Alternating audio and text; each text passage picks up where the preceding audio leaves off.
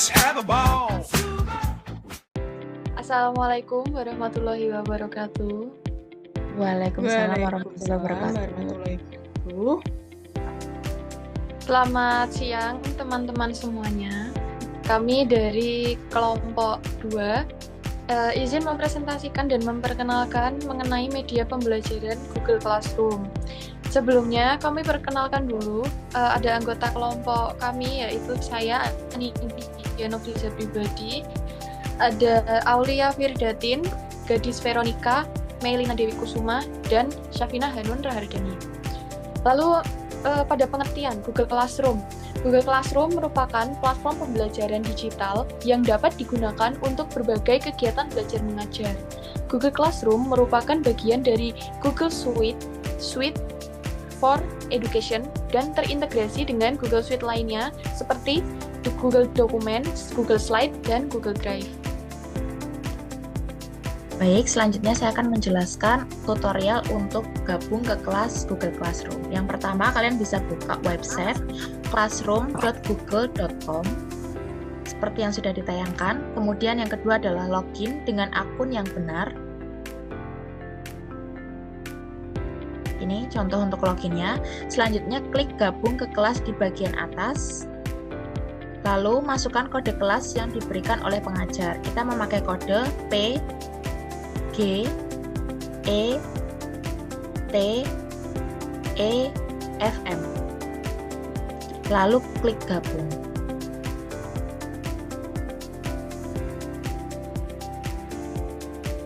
Nah, setelah bisa bergabung, lalu untuk cara mengerjakan tugasnya, yang pertama adalah klik menu Your Work.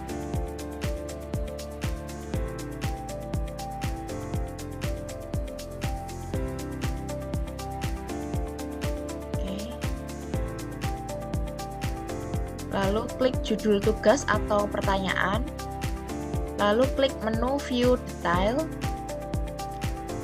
lalu bisa langsung isi jawaban dengan tulisan biasa atau lampiran file dari Google Drive.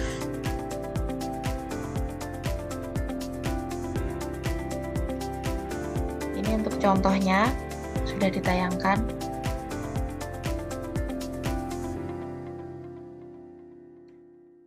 Bisa memilih sesuai kebutuhan nanti pengerjaan tugasnya. Selanjutnya di sini akan saya jelaskan mengenai fungsi dan tujuan Google Classroom ini ya. Nah, itu ada beberapa. Yang pertama, memudahkan kegiatan belajar mengajar. Jadi, Google Classroom itu digunakan untuk membuat kelas, membuat materi, membuat penugasan, mengorganisir tugas dan nilai, dan juga mengundang peserta didik ataupun pendidik. Nah, yang kedua itu memudahkan komunikasi. Jadi, Google Classroom ini dapat digunakan untuk meningkatkan kolaborasi dan mendorong komunikasi antara pendidik dan peserta didik. Yang ketiga itu memudahkan akses materi. Google Classroom itu bisa diakses dari mana saja dan kapan saja, sehingga tentunya peserta didik itu dapat belajar dan mengakses materi dengan mudah. Selanjutnya yang keempat, memudahkan berbagai sumber daya. Google Classroom itu dapat digunakan untuk berbagai sumber daya online dan materi e-learning, tambahan dengan peserta didik. Selanjutnya ada memudahkan penyimpanan data. Google Classroom ini terintegrasi dengan Google Drive, sehingga data yang diunggah ke Google Drive itu akan otomatis tersimpan di Google Classroom. Nah, kemudian yang terakhir itu memudahkan pemantauan tugas. Jadi, Google Classroom itu memiliki fitur grading yang memungkinkan pengajar untuk memantau kemajuan tugas murid, berikan feedback, dan juga mengedit tugas. Baik, selanjutnya saya akan membahas mengenai analisis SWOT dari Google Classroom. Yang pertama, saya akan membahas mengenai strengths atau kekuatan dari Google Classroom ya. Yang pertama itu aksesibilitas, yaitu mudah diakses kapan saja dan di mana saja oleh peserta didik dan guru. Yang selanjutnya itu gratis. Yang kedua, analisis weakness atau kelemahan ya.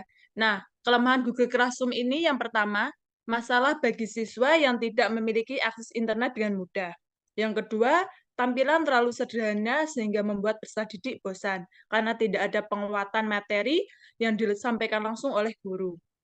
Nah, yang ketiga, guru tidak dapat mengetahui sejauh mana pemahaman peserta didik karena pembelajarannya itu secara daring.